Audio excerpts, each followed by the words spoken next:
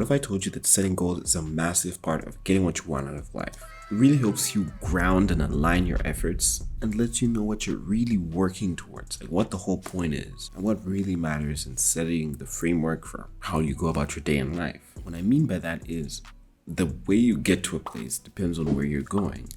You know, if a person just showed up to you and asked you, hey man, how do I move? How do I travel?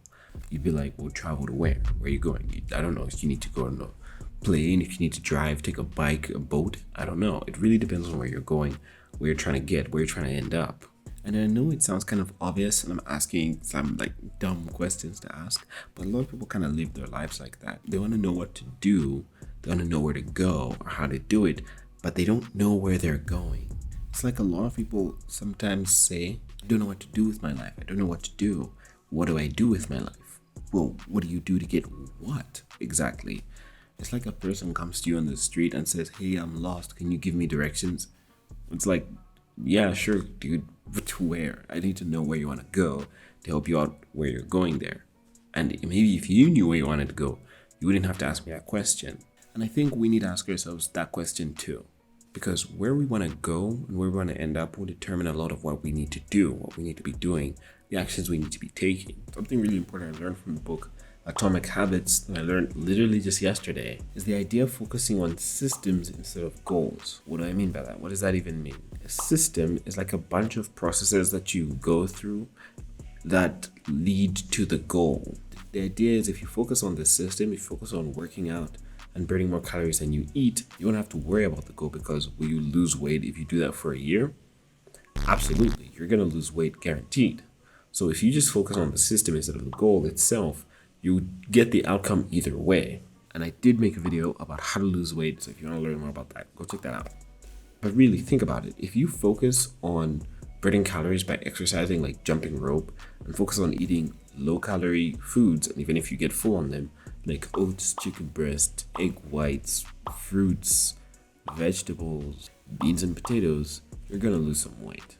I do agree that it's really important to have the right systems in place, but still having a lack of goals will kind of derail you and keep you lost sometimes. Especially when the hard times come, it's good to have a goal to fall back on, to remind you why you're doing all this in the first place.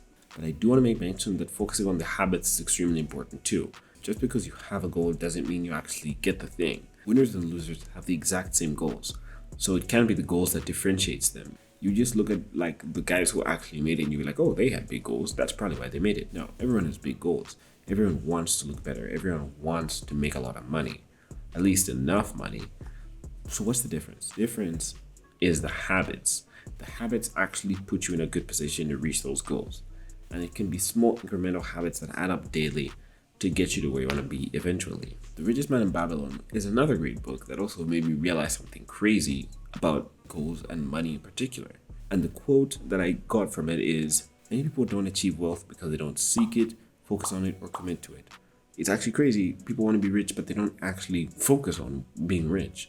And that's where creating a goal comes in. And now look, let's be honest. Your goal needs to be big and challenging. Your goal kind of needs to intimidate you. And if it doesn't, then it's a sign you're setting small goals. Now, one problem a lot of people have is that they're scared of setting really big goals because they're scared of failing at them. And a problem that people also have, as Alex Hormozi pointed out, is that they're more scared of people seeing them fail. They're more scared of being seen to fail. And if you're like me, then you're also scared that you'll disappoint yourself, that you're going to figure out that you couldn't do something that you thought you could do, that you hoped you could do. And that's a you to you thing, and it kind of hurts.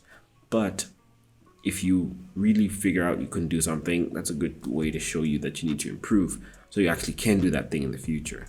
A silly example maybe, but like I was talking to someone about working out and they thought I could do 50 push-ups. And I thought I could do 50 push-ups, but they asked me to do it and I was kind of scared to do it because I didn't want to fail. I didn't want to disappoint myself, you know? First of all, I didn't want him to see me fail. And I didn't want to disappoint myself. I eventually tried to do the 50 push-ups and it's actually crazy. I did 49 push-ups. My arms just would not go up on the last one. I absolutely can do 50 push-ups right now. Even though that was yesterday, I can do it for sure.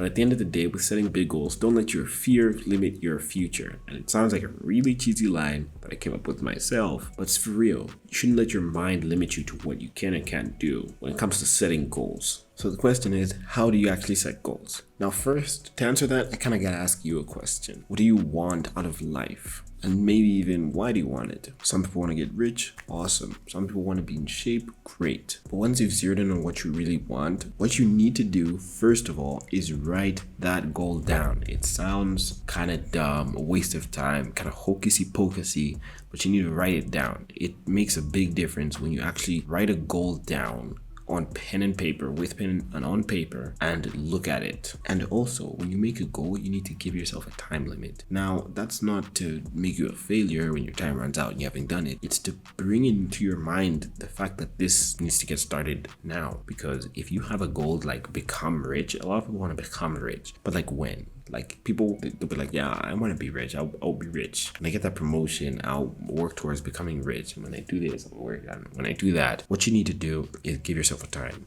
Even if it's 10 years or 5 years, give yourself that time for real, because that'll put you in a position where you're like, well, I'm going to be rich in 10 years. Like, how am I going to do that exactly? Next, you need to ask yourself, what habits can I incorporate today for the rest of my life, at least until I get the goal, that'll help me move forward? So like, if you want to be in shape, one of those habits is maybe doing push-ups every day or getting a gym membership.